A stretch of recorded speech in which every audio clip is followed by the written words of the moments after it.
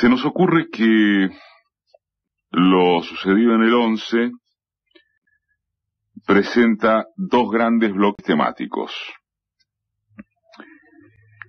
Y según nuestra interpretación, nada más que eso, el problema es que una mayoría de las opiniones e indignaciones circulantes mezcla a esos elementos, a esos dos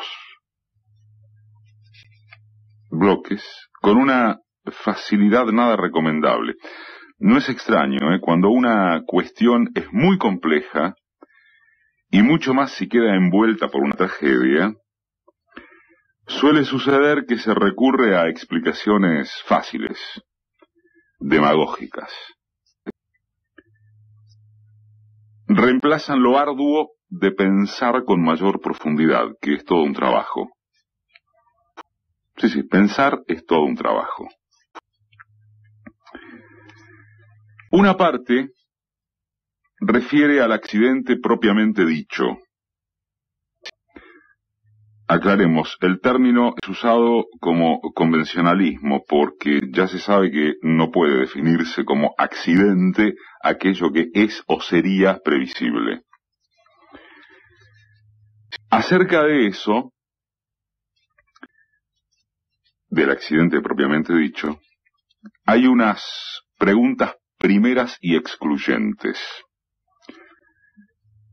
A estar por las declaraciones del maquinista, las declaraciones en sede judicial tomada por Bonadío, fallaron los frenos, lo avisó. Pero si se demostrara que ocurrió una falla humana con carácter de causa central, ¿cambiaría en algo la observación sobre un transporte ferroviario de pasajeros virtualmente colapsado? ¿Variaría lo que debe opinarse y actuarse en torno de un esquema mamarrachesco que ya ni siquiera es definible como estatal, privado o mixto? Interrogantes como estos son de una obviedad indecorosa, pero resultan convenientes a juzgar por la ensalada en que incurren funcionarios, directivos de la empresa administradora o como quiera que quepa rotularla, y charlatanes varios. Si falló el conductor y no los frenos, ¿se acabó la discusión? Eso parecería porque encima entra en escena el secretario de Transporte y en medio del horror, sin aceptar preguntas, en una actitud más propia de un canalla que de un pelotudo, dice que si la abuelita hubiera tenido pantalones habría sido el abuelito. Por supuesto tampoco haría el sentido común que Schiavi se dedicara a abrir juego en torno de un debate de fondo que incluye a su cargo tanto como lo excede. ¿Qué iba a decir? Justamente por estar tapado de muertos y angustias, que estaban evaluando sacarle la concesión a los siriglianos. No. No, pero menos que menos, faltarle el respeto al dolor, a la bronca, a la impresión. Es de esperar que Schiavi tenga los días contados en su puesto. Se requiere un gesto superior, capaz de mostrarle a la sociedad que no se tolera su dicho pornográfico.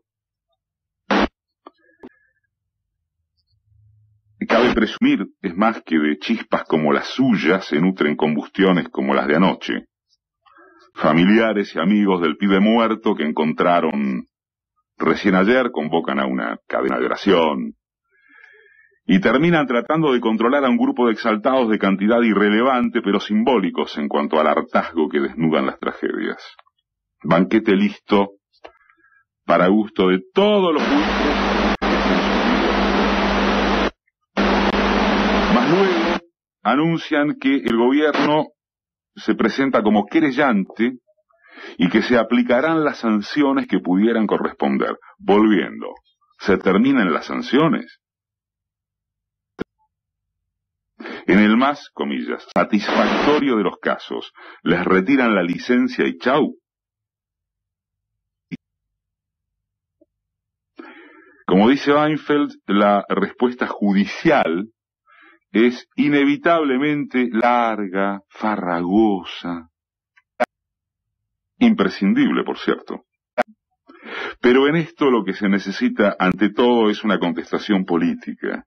Nadie debería pretenderla ahora mismo, que es lo exigido por la chusma de todo color y pelaje. El planteo no pasa por ahí, sino por si existe la vocación de darla más temprano que tarde a la contestación política. Nace allí la segunda parte del asunto, lo estructural. Habíamos hablado de dos grandes bloques temáticos según nuestro gusto. Y a tener en cuenta, las tragadas de sapo involucran al conjunto social, desde ya que en diferentes niveles, porque culpa y responsabilidad no son sinónimos. Lo que subsiste de estado ausente o mariquita, con más o menos de una cosa o de la otra, o en todo caso es lo mismo, sigue siendo hijo de un menemato que los argentinos aprobaron con más displicencia que reservas, y en muchos casos con entusiasmo, como el de vastos medios y propagandistas militantes de la orgía privatizadora. Ahora vienen a llorar por ese Estado que se escapó de sus funciones básicas.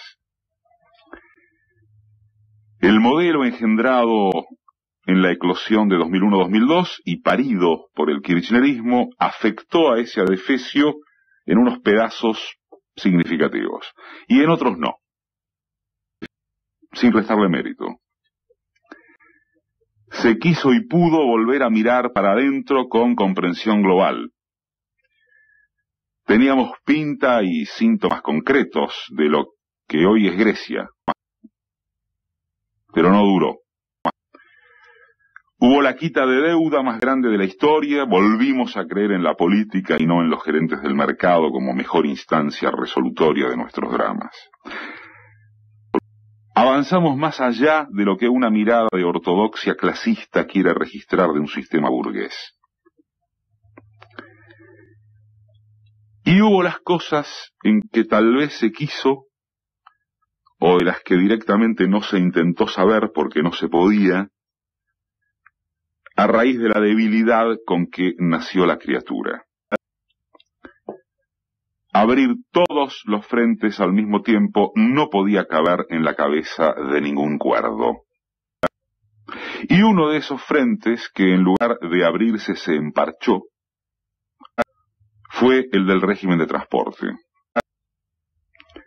A medida que el país se recuperaba, se acentuó la garantía de viajar barato.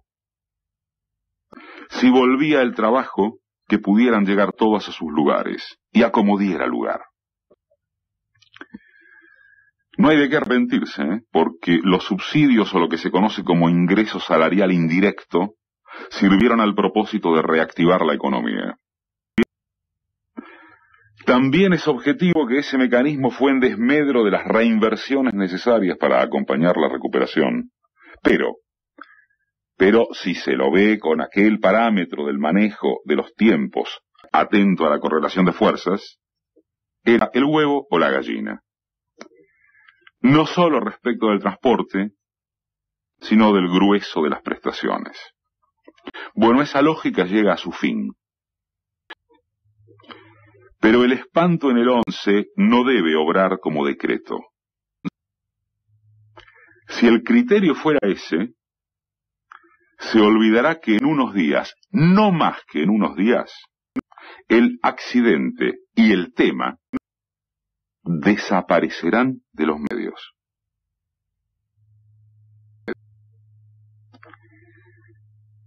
Por empezar, debería convenirse que tener servicios públicos de buena calidad es un derecho ciudadano y no una aspiración regulable eternamente según los avatares de la economía. La excepcionalidad ya pasó si es por eso y por mucho que amenace la crisis internacional. Excusas habrá siempre y siempre las sufren los laburantes. Sintonía fina también debería significar que el gobierno tome las decisiones de segunda generación, porque de lo contrario el modelo se habrá consumido en el enunciado y en la práctica de las primeras. Obra pública, inclusión social creciente para saltar del infierno al purgatorio, apuesta por el mercado interno, recueste en la región latinoamericana, etc. Si lo proyectual no se dinamiza, las masas no se caracterizan por la paciencia y son susceptibles de caer en manos de sus verdugos una y otra vez. Hace falta renovar utopías, para decirlo simplota pero entendiblemente, y una de ellas bien puede ser, bien debe ser, que el Estado recupere por completo sus resortes estratégicos. ¿Qué sentido tiene continuar con el esperpento, otrora comprensible, de subsidiar a hombres de negocios que transforman en negociados las políticas públicas? ¿En qué sería peor, a esta altura, un Estado que administre derecho viejo, las herramientas de necesidad popular, con responsabilidad y en forma progresiva, naturalmente? No estamos hablando de manotazos oratorios solanistas, ni de denuncismos vacíos que pierden de vista lo imperioso de estar cubiertos por el instrumento político más apto. Estamos diciendo, sí, que en un escenario turbulento, riesgoso, es mejor jugarse a las virtudes y errores de un estatalismo progresista que a los seguros desmadres del lucro como único fin. Fue en sus etapas de fragilidad, de mayor fragilidad, cuando este gobierno demostró que tuvo lo que había que tener. La ley de medios audiovisuales, de acuerdo con la potencia del contrincante y sin perjuicio de las deficiencias que hay en su implementación, es uno de los claros exponentes. ¿Qué va a hacer? ¿Achicarse con el 54% de los votos en rango flamante y con una oposición reducida a desprestigiadísimas tropas mediáticas? Hay que ir por más. Hay que ir por más por aquello del nunca menos.